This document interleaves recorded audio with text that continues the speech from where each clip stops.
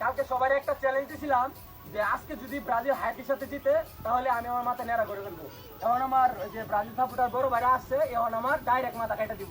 ভাই কাজ শুরু করেন আপনার দিয়ে, কারণ আমি কথা দিয়ে কথা রাখলাম। ভাই শুনেন।